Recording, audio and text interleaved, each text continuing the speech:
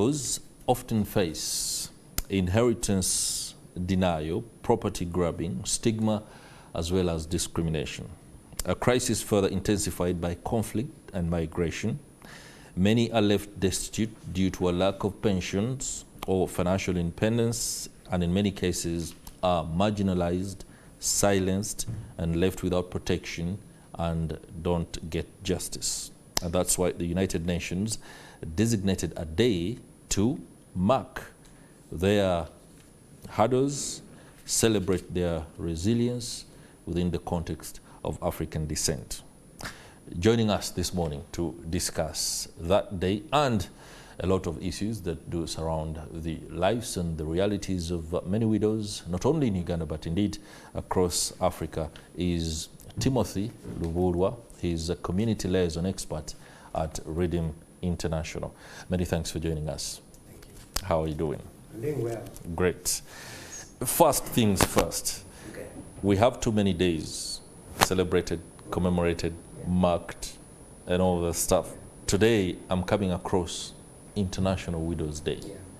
Talk to us about that. Yeah. I know. So, International Women's Day is not a Redeem. I work with Redeem International. That is right. But International Women's Day is not a conception of Redeem International. I know. It's a UN It's conception. a UN concept, but then it was also ratified by UN after some gentleman called Raj Lumba. He's an Indian man. It's an Indian, yeah. Indian descent, but he came up with the idea when he lost his parents. His father died in 1954, and his mother was left a widow. Okay. And it's out of the experiences of a mother and a young boy who was only 10 years old that inspired him, when he became a man, to come up with an idea of a widow's day.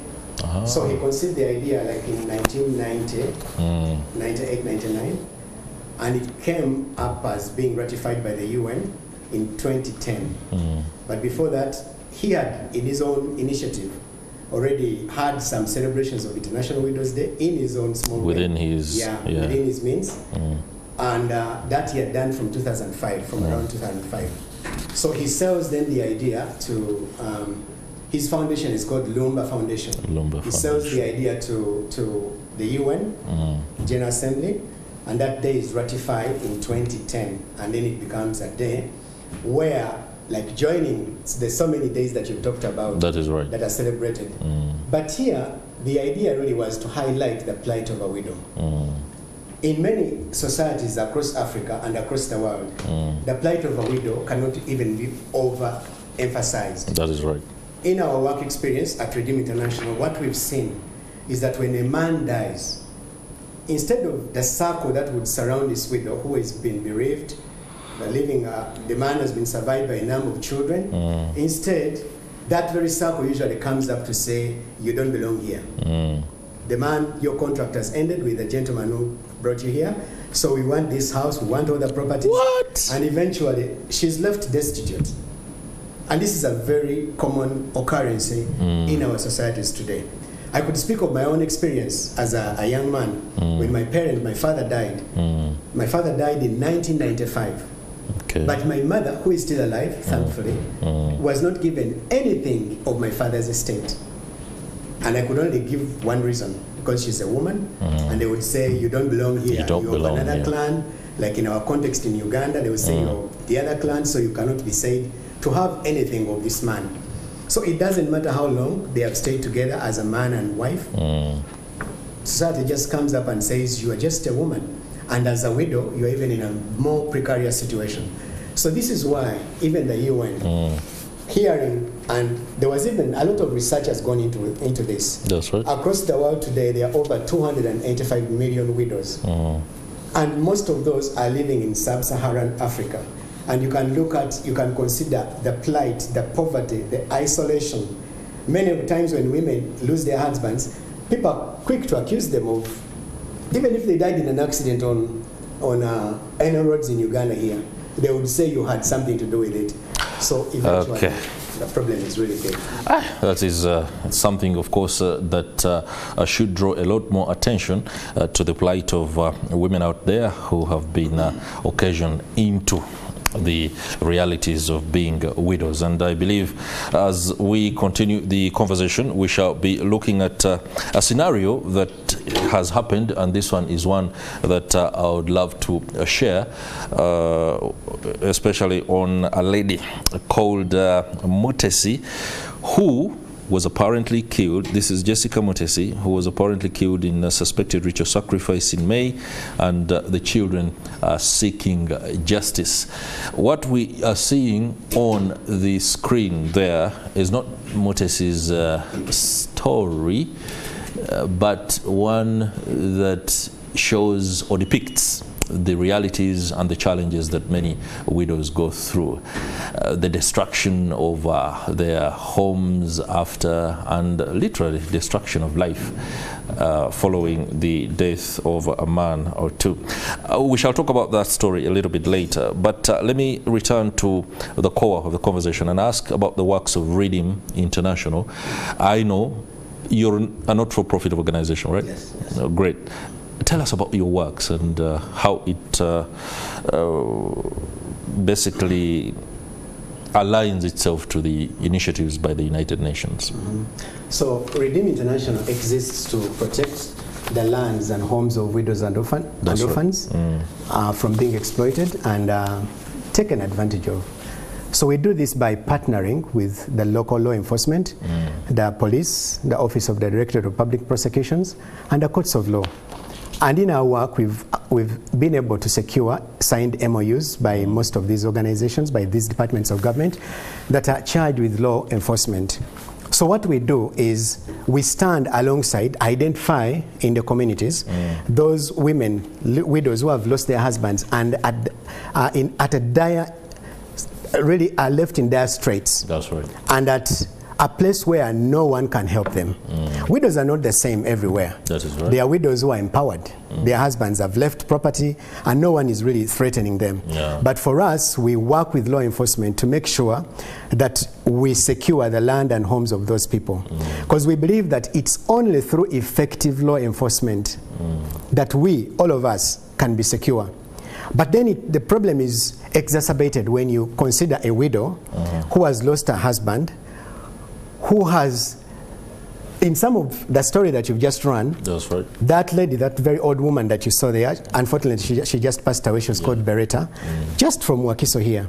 But her neighbors, a certain neighbor, just wanted to take her land because she thought she could take advantage of her. This was another woman taking advantage of this widow.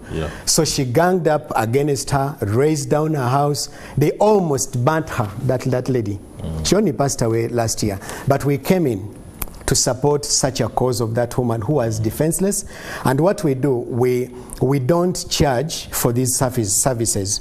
So when we partner, sometimes our referrals come from police. They come from the court. Because the magistrates can easily identify that this matter is before me, but it looks like this woman is without representation. And her case might be lost. So they inform us, and then we come in, help or assist in, for example, coming up with a good file with all the evidence, with all the facts about this woman. Does she have a valid claim in law about the land that she's contesting for? Because sometimes you find that a person can come up and say, I am a widow and this is my land, but actually when the land is not theirs. That is right. You know? So we try to investigate these and try to, and then police will eventually make the investigations, have the cases sanctioned by the DPP, and then produced in courts of law. So our work really is to stand with law enforcement to make sure that the rights of these widows and orphans who have really no one to defend are protected. Let's talk about a technicality that has just emerged as you are espousing on that issue, where the land is not hers. If somebody is married, a woman is married to a man who passes on, and all the property is in the name, all the properties are in the name of the man. But these two are legally married. Okay? But the property is in the names of the man. Names of the man. That effectively doesn't make anything hers. At least within the law. Within the law, How do you tackle this? Because they are legally married. And she, as a legally married wife, is entitled to certain aspects of the estate. Yeah. So, and that's, you've already put it, that within the law again, women are protected. All of us are protected. That's right. We have the law called the Succession Act, which stipulates what happens when someone dies, whether there is a will or without a will. And if you're a man who passes on, maybe you've made a will, you must, within your will, make provision for your dependents, who include your wife, your children, and the people they call dependent relatives. There's another category called dependent relatives, who must have a share in your property. Okay. Even when there is no will and the property is within the name of the man, the law insists, and quite loudly, that you must have a share given to this woman, especially where there is a marriage existing. So under Article 26 of this Constitution of the Republic of Uganda, a person is able to own property either individually or in association with others. So it's possible that you could get property because you're associated with your husband. So the fact that all the property is just within his name does not preclude you from still getting a share of that property. Yeah. Okay. Yeah. Interesting there. I hope the efforts that you are rolling out do bear fruit in all the cases that you are involved in. We're doing our best. You spoke about the implementation, execution of some of the things and how the police is involved. I talked about the story of one Jessica Motesi, who we are seeing as things are right now. The police seems to be dilly-dallying, or it dilly-dallied at certain point, to the extent that the suspects in her murder were released, and the children, led by Jackson Grace Kalimu, claim that they don't have the resources to bribe the police, meaning along the way they realize that the police needs a little bit of money for this case to go through. Now, in cases where the police has shared information, or the authorities, you said a judicial officer, and again the police is seen to be either making the dispensation of justice hard, how do we move on that? Because it would, for example, put you in a position where you could, on certain cases, literally collude with the police. How do you tackle that? Yeah, so the thing about law enforcement is that there is no one structure that you could say, I go to the DPC and my case was hampered from going on because the DPC could not do anything about it. It's only that our people do not know that if you are frustrated at a certain level, you could still seek redress on the same issue at a level higher. So there's that narrative of police being corrupt and they need a bribe is a very common one. But I want to say that there are also many instances where people think that they are not coming through. But when probably they lack a few resources that would help them. We've been in some of the areas where we work, very remote places in Uganda, and you could get to a police station and they only pick up that pickup that they use. The van is actually grounded, and it's the only one they have. So those facts are, and I can't discuss that case because I don't know the facts fully. Just brought it up. But I also want to let the people know that there is always a place where you could go. Don't get frustrated at just one level. Redeem International is one of them. Yes, and Redeem International is one of them. Lastly, I hope you can do this very quickly. Men should be brought into this, especially when it comes to sensitization, knowing that, yes, if you have married somebody, please ensure that they are part of the estate, the men. Are you talking to the men? Because at the end of the day, the realities that widows face, I can rightly say, are occasioned by the men. Yes, and government of Uganda and Minister of Gender has a whole policy there on male engagement, which we also take advantage of. And because you're saying our time is spent, I just want to make that appeal. Please. Today is actually when we celebrate International Widows Day. It falls on 23rd of June, which is this very day. And as Redeem International, we do our best. We have celebrations in Lira and Iganga. Today we are celebrating in Lira within our means and resources. But we would like to see more of this happening, maybe at a national level, where we can see government take on this day and have it celebrated as one of the most important days within our nation. Why? Because we cannot overemphasize the plight of a widow and an orphan. So I want to thank you so much for the opportunity that you've given.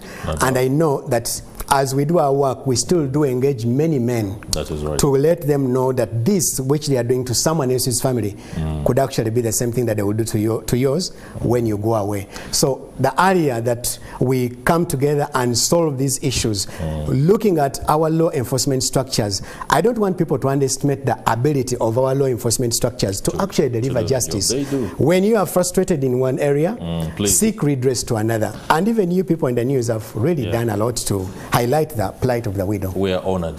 Those are one of the aspects that we do amplify, especially here on Morning at NTV. As for the men, please, your wife, your children are you. There is no tendency, this tendency of doing things and thinking you will go and everything stays with the clan, and the lineage is already there. That will stay with the clan, but ensure you leave something for your children so they can live a comfortable life. You don't want to go and they continue to suffer. Let's go to our colleague who is speaking to Honorable Wilfred Niwagaba, that is the MP for Undora East constituency. He's also the Shadow Attorney General, and he's talking to us about an ambitious 72 billion shilling water project in the region. He'll be speaking to our very own Alex Ahum.